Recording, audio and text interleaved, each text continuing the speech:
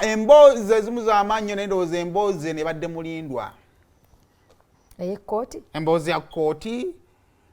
Ekibuga Ntebe kyasibye kiwuuma nga twagala kuwerabirako ku makula gano agali ewaffe mu Bujingo engeri gye ganaalabikamu era nga Teddy era naye Naluswa anaabangazze era bonna ne balabika bonna basatu ne balabikako.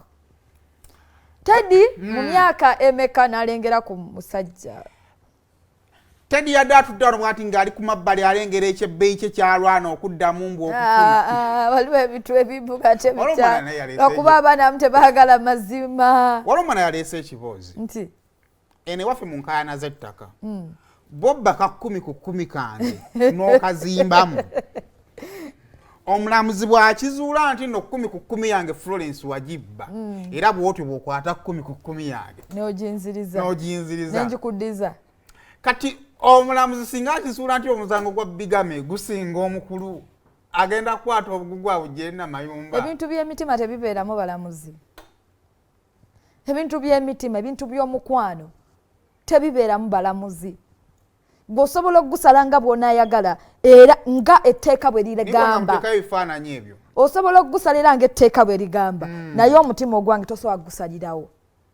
Kati oŋŋambe ki nti mwawukane n'oyo otya Simon nga nasazeewo okwagala ani asobola okujjana nga nti otomwagala maama atya alete etteeka nti fe abenkebo kati tukkiriza bakazi beeru tekisoboka ekyo era mugambirawo olimba iyo omulamuzi ajja kugusala kye baamuloopedde era ng'etteeka bwe likola ki bwe ligamba ne tosobola agamba nti gwe kyawo ono oddayo oyagala ono kuddiiruti omanyi kye bayita omukwano nga guweddewo baŋŋambye nti fenna twazze ku kkooti awo nti abantu batera okujja mu kkooti ku lunaku olwa Friday tebawona basibwa batera okugenda ekitalya omukulu yawonye era mbu ttiimu kyobalaba nti yo yazze enywedde mbu era nga bamanyi nti singa omulamu gwe mama okumala okusoma omulamu kuba bakusomera omusango ekifo kye ekiddako the moment bw'ogenda mu kaguli bw'oti amaka ago gaba gafuuse ekkomera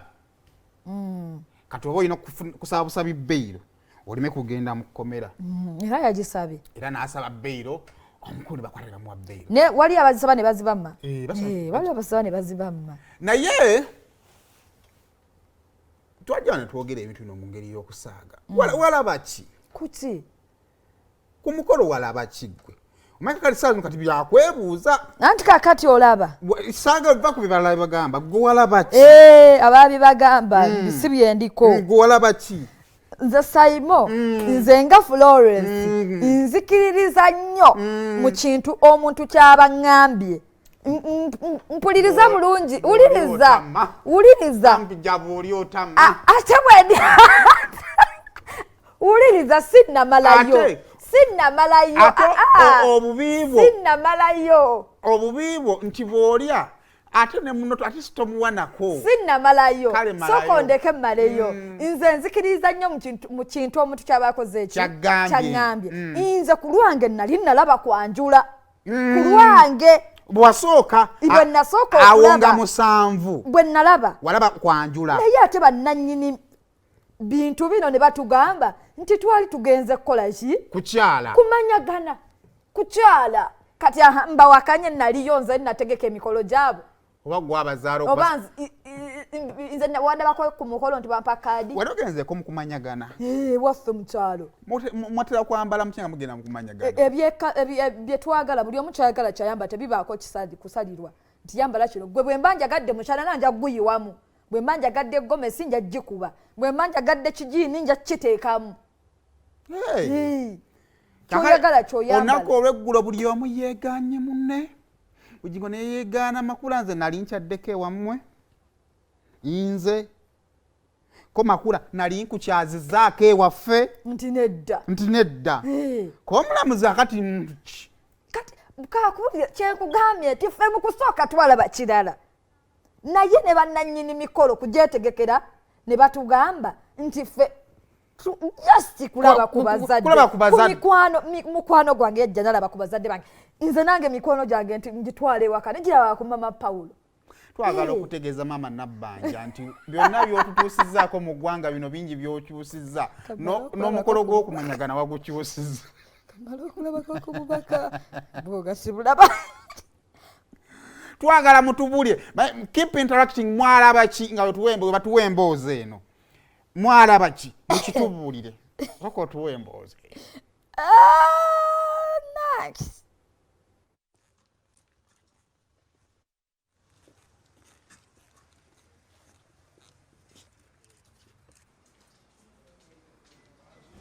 nga bwe muli mikwano gyange kambabuulireko ku lwokubiri ng'ennaku z'omwezi 7 Susan Makula agenda kubanga annyanjula mu bazadde be ku lwokubiri nga 7 era ku lwokubiri nga 7 kubanga bampimidde omuwendo gw'abantu b'entwala tugenda kukola traditions zonna maama wa Susan Makula mukyala mutoolo abatoolo mubassaamu ekitiibwa taata wa Susan Makula musajja muganda musajja wa Lugave ab'Olugave mbassaamu ekitiibwa ate nze ndi musajja munnalwanda. Having contracted a marriage under the Marriage Act, Cap 251, with Teddy Naluswa Ujingo, and during the continuance of that marriage, you did contract another marriage in accordance with the customary law with Susan Makula Nantaka. You understand what I'm just reading? I've understood, but there's nothing true in it. For the first time, ngenda kuba n'omukyala antwalira abazadde n'abandaga.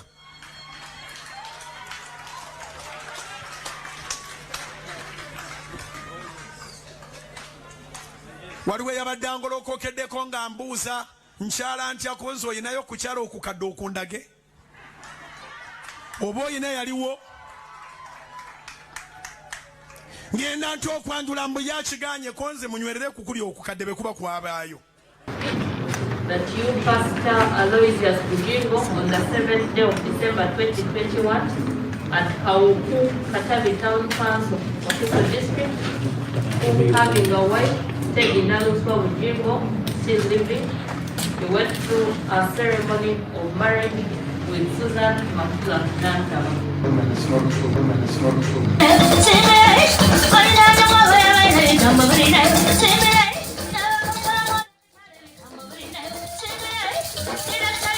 Susan Makula Nantaba on the 7th day of December 2021 at Kauku, Katabi Town Council, Wakiso District, being unmarried, you went through a ceremony of marriage with Pastor Aloysius Bujingo, a person you knew to be married to Teddy Naluswa Bujingo.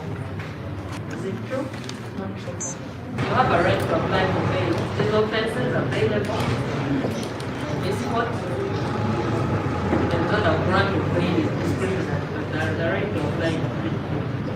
Owulirayo embaata yamweganye kati ali mu kifuba kyo kubira mukama engalo ez'amaanyi.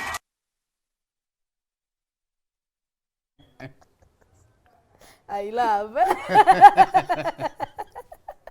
naye lwaki tetwesonyiwa abaagalana bano tufaaki Okitegedde.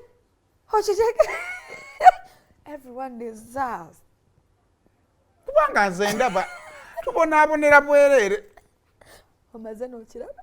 nze ndaba nga babonaabonera obwereere Okirabye. naye waliwo omwana yakutte caption ya BBS n'agijingira n'akolayo eyiye Mbo.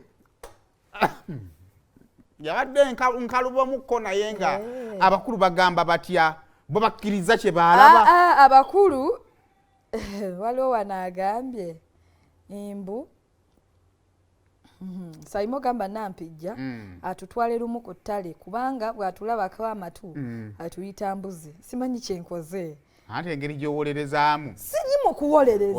olabira ddala embuzi ez'ebitanga. Kulaba oti gwe twala bannannyini kintu kye bagambye osirike. obiveeko n'ayetandika balire bwe byatandika. Malayika Angelina ye n'agamba twala nannyini mukolo kyagambye osirike.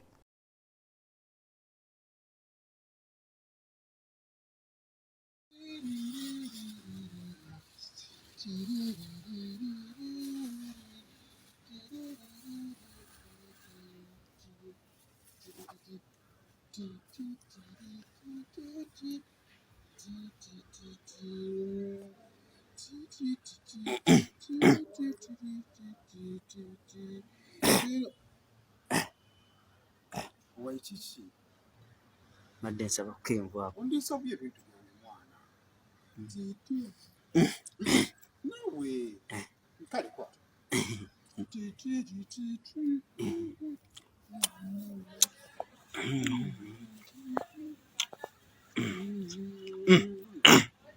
Ali lero ojagala. kawoma katya Ndimira ko nawe.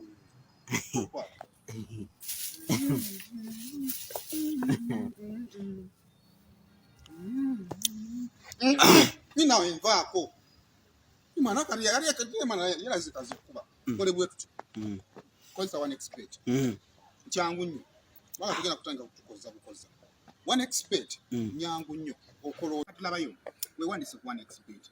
Teweerabira kozesa promo code ya SEMO SAYMORE.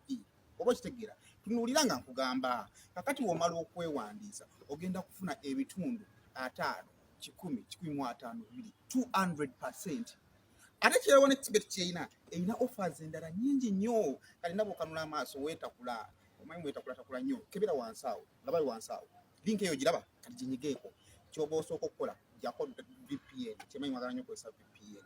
Abaana abato badde nsa one expert kola ki bagambe bagikole ki bagyesonyiwe kakati kola bwoti kino kyekisembeyo kyensembeyo kuwa